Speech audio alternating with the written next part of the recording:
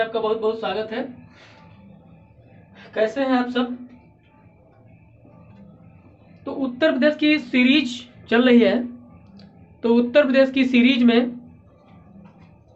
आज हमारा 5वां वीडियो है। इसके पहले हम आपको बता चुके हैं कि उत्तर प्रदेश की स्थिति क्या है, उसकी देशांतरी स्थिति क्या है, अक्षांशीय स्थिति क्या है। देशांतरी और अक्षांशीय स्थिति बताई है।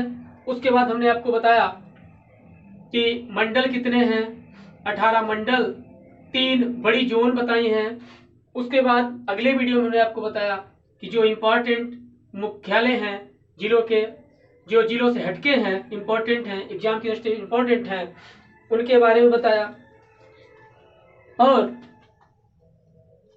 उसके बाद हमने आपको बताया कि जो जिले हैं सर्वाधिक जिलों की सीमाओं से जो टच करते हैं, तो ये सब आपको हमने बताया।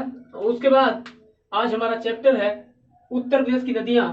कौन कौन सी नदी उत्तर प्रदेश से निकलती है।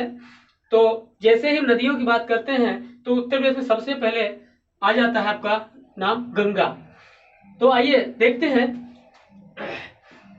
उत्तर प्रदेश की नदियां, यानी उत्तर प्रदेश की नदियों को हम 3 भागों में बांट सकते हैं। उत्तर प्रदेश में 3 भागों में नदियों को बांट सकते हैं। नंबर 1 हिमालय से निकलने वाली नदियां, उसके बाद पठारों से, प्रायद्वीपीय पठारों से निकलने वाली नदियां, उसके बाद कहीं क्षेत्र में कोई दलदल है, कोई मार्श एरिया है, कोई झील है, उससे निकलने वाली नदियां। इस प्रकार से हम देखते हैं नदियों की 3 प्रकार की कैटेगरी हुई। तो सबसे पहले हिमालय से निकलने वाली नदियां। हिमालय से जो नदियां निकलती हैं वो आप जानते हैं सदाबहानी नदियां होती हैं। वर्ष भर में पानी भरा रहता है क्योंकि गर्मियों में ग्लेशियर जो पिघलता है, आप सब जानते हैं उसके बारे में, और नदी सदा जल से भरी रहती है। तो हिमालय से निकलने वाली नदियों में सबसे पहले हम देखते हैं गंगा, यमुना, शारदा, नेपाल में काली नदी के नाम से जानी जाती है, गंडक, रामगंगा, सरयू, घाघरा। घाघरा नदी को ही अयोध्या में सरयू के नाम से जाना जाता है। राप्ती और रोहिणी, राप्ती नदी वो जहां गोरखपुर के किनारे से निकलती है। उसके बाद आता है आपका प्रायद्वीपीय पठार से निकलने वाली नदियां। इसमें चंबल है, बेतवा है, सिंध है। अब सिंध के बारे में, वो सिंध है जो पाकिस्तान में जाती पहुंचती है, और ये है सिंध, फिर टोंस, फिर सोन, फिर हिंडन। हिंडन के बारे में गाजियाबाद से गुजरती है हिंडन नदी। उसके बाद मैदानी क्षेत्र में देखें किसी झील या दलदल से उत्पन्न नदियां, जैसे गोमती है, वरुणा है, सई है, पांडो है, ईसन है, ये नदियां हैं। तो सबसे पहले गंगा नदी की बात करते हैं।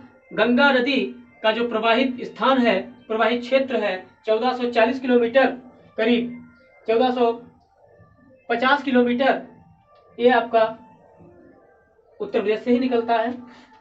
तो आइए देखते हैं उत्तर प्रदेश में जो गंगा नदी है, पहले गंगा नदी को हम देखते हैं। गंगा नदी का उद्गम क्या है? उत्तरकाशी जिले के निकट, उत्तरकाशी जिले के निकट गंगोत्री हिमानी से यहाँ या भागीरथी नाम की नदी से जानी जाती है। उत्तरकाशी जिला है एक, उसी में गंगोत्री हिमानी से निकल के यह गोमुख गाय के आकार का एक ग्लेशियर है, वहां से गंगा प्रवाहित होती है।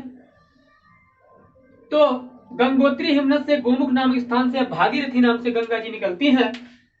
उसके बाद हम देखते हैं गंगा जी का पूरा स्ट्रक्चर, गंगा किस तरीके से निकलती है, आइए देखते हैं। सतोपथ हिमानी से 2 नदियां निकलती हैं आपकी, विष्णुगंगा, धौली गंगा, और ये मिलती हैं विष्णुप्रयाग में। ये विष्णुप्रयाग में मिलती हैं। उसके बाद जब ये विष्णुप्रयाग से नंदप्रयाग में आती हैं तो इधर से नंदाकिनी यानी नंदा नाम की नदी नंदप्रयाग में मिलती है। उसके बाद ये नदियां 3 नदियां नीचे से जाती हैं। उसके बाद ये पिंडर नदी भी कर्णप्रयाग में मिलती है, और उसके बाद रुद्रप्रयाग आता है और रुद्रप्रयाग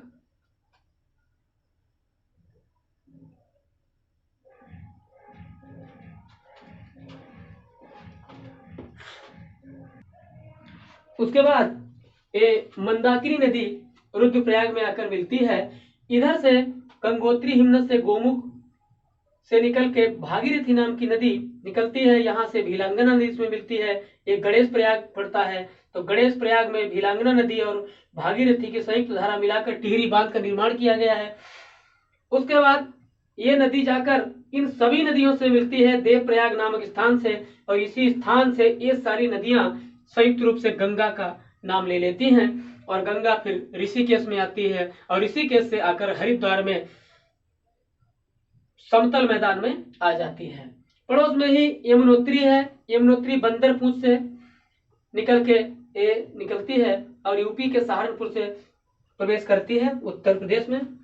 उसके बाद उत्तर प्रदेश में गंगा की उत्तराखंड में गंगा की लंबाई 110 किलोमीटर, फिर उत्तर प्रदेश में 1450 किलोमीटर, बिहार से 405 किलोमीटर गंगा का प्रवाही क्षेत्र है, फिर झारखंड में 40 किलोमीटर, पश्चिम बंगाल में 520 किलोमीटर।